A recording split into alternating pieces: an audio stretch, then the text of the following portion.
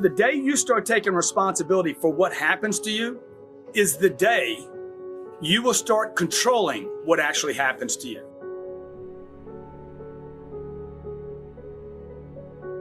Most of the people I meet in my seminars are saying, well, hey, so-and-so won't let me do this, or my wife won't let me do this, or my husband won't let me do this, or my boss won't let me do this. Folks, the moment you assign responsibility to another human being is the same moment that you accept never to be in control of your own life. This week, put yourself back in responsibility of everything that happens to you. The car wreck, the nick on the car, you get overcharged for something, everything, the argument with your spouse, okay? Your kids don't get to school on time because of the bus. That was your fault.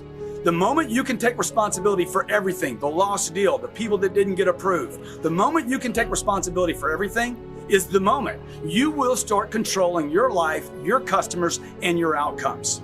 Take responsibility, increase it. Look everywhere. I get a cold or a cough. Hey, how was I responsible for that? It wasn't because I sat on a plane with 223 people that were sick. Well, hey, I'm the one that bought the ticket. I'm the one that got on the plane. Take responsibility, increase it, and you will increase control in your life. So that's really what I want to tell you about today. I want you to walk out thinking, man, how do I dominate? Not other people. How do I start dominating my own self, my own time? If you know what day it is, you're not busy enough, okay? Oh man, I can't wait till Friday. Dude, I don't even, what day is it right now? You should know it's Monday. You should be busy. I'm fine. How many of you not, if you ever seen anybody die from work, I want to see your hand. You ever seen that happen?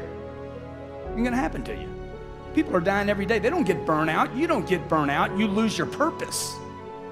You lose your purpose. You lose your meaning. When I'm tired, I look at my purpose. What's my purpose? Okay, what's my purpose? Oh, my game's not big enough. My game's not big enough. My game's not big enough. I'm not interested anymore. Remember when you were a kid and you set targets that were big, giant, had nothing to do with reason? They were giant, right? And then you had some difficulty getting to it and somebody said what? Your goals are unrealistic. You need to drop your goals down and add 40 years and end up with nothing. Certainly not congruent with your potential. How many believe you have more potential than you're going for right now? Dude, it's way up here. It's beyond what you're going for. So you want to set it here. I want to set my targets up here. I never lower a target. Never, ever. That's my target. I'll fail on my target. My whole lifetime I might fail on that target, but I won't let it go. So when I first started buying real estate, I used to write this down. I own 10 apartments. I own 10 plus apartments. That's all I buy is apartment buildings. I own 10 plus apartments. I own 10 plus apartments. I own 10 plus apartments. First deal I ever bought was 38 units. Bought 38, I own 100 apartments. I just changed my number. I own 100 apartments. Next deal I bought was 40. Next deal I bought was 70. Next deal I bought was 250. Let's go. I got to stay interested. I got to keep my targets up.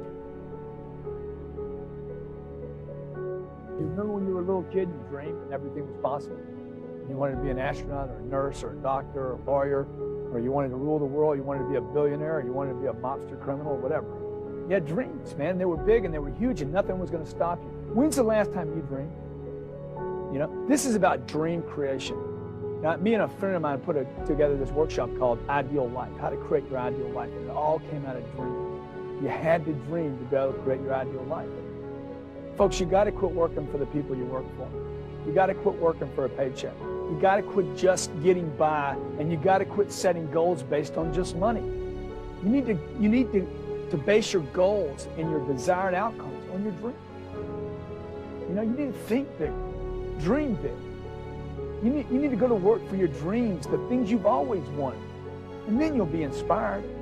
And then you'll want to make your dreams happen. Then you can come up with a plan and say, hey, this and this and this will make this dream happen. Would you not be fully engaged in life?